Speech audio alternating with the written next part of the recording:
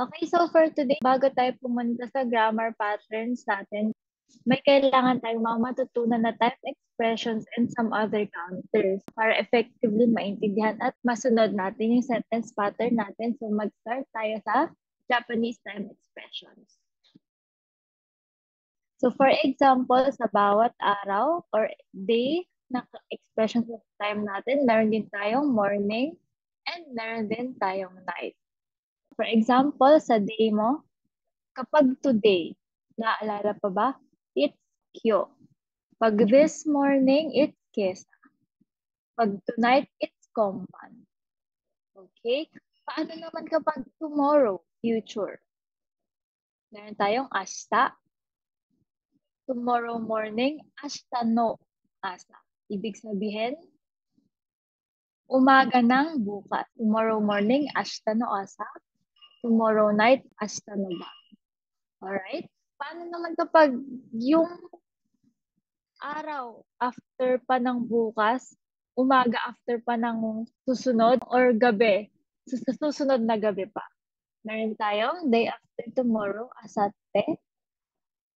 Morning after next, asatte no asa. Night after the next, asatte no ba. Alright?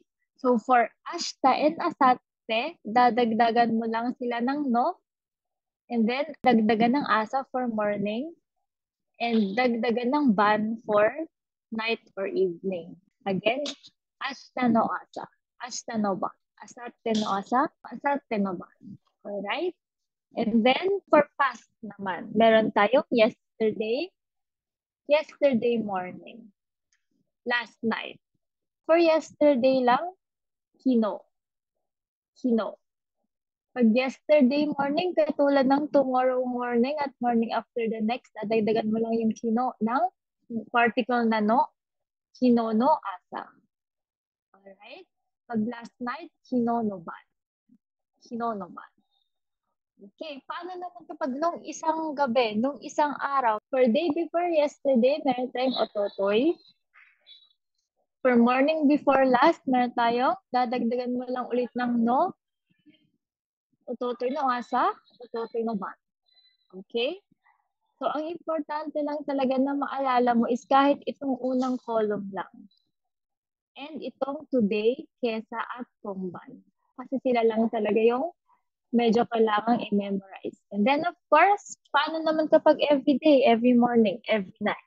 Meron tayong mainichi for every day, maiyasa for every morning, and maibang for every night.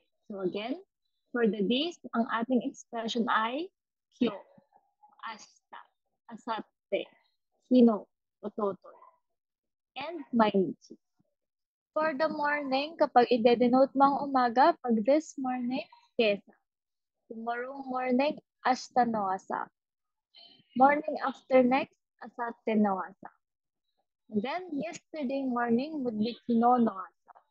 Morning before the last would be ototoy no asa. And every morning would now be mai asa. Okay, pag night naman, expressions ng night time. Tonight would be komban. Tomorrow night, ashita no ban. Night after next, asatte no ban. And last night, kino no ban.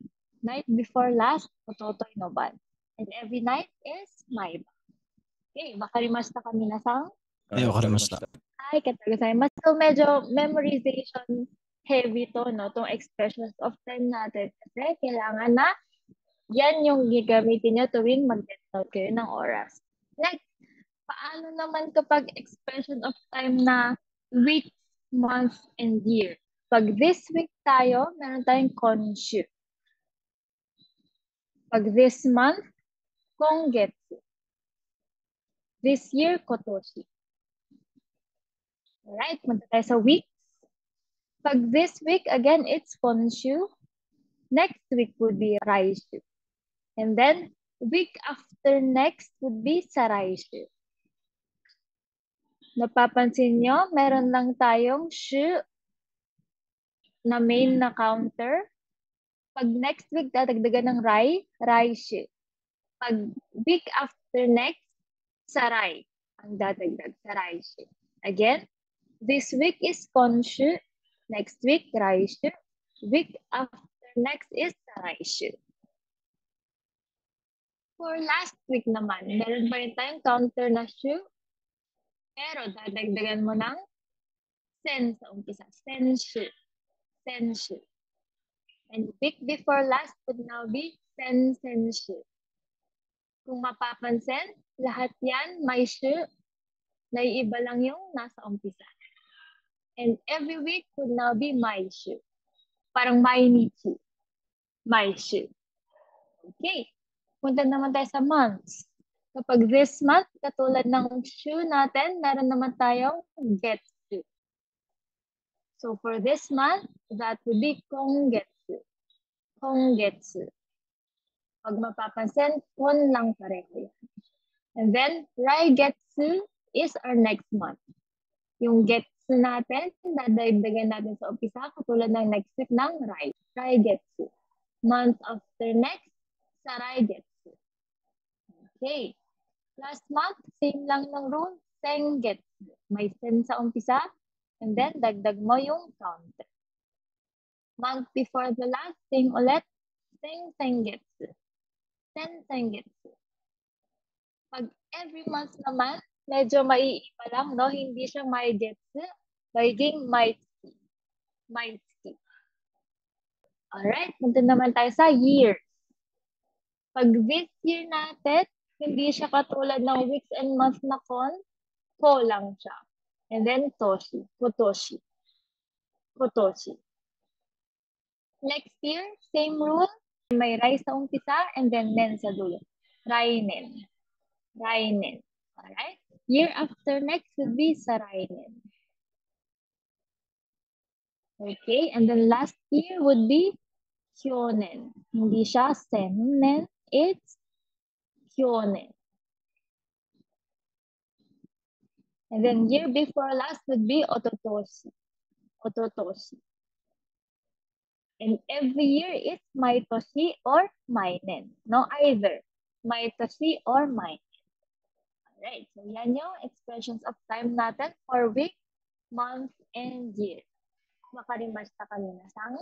はい、わかりました。はい、ありがとうございます。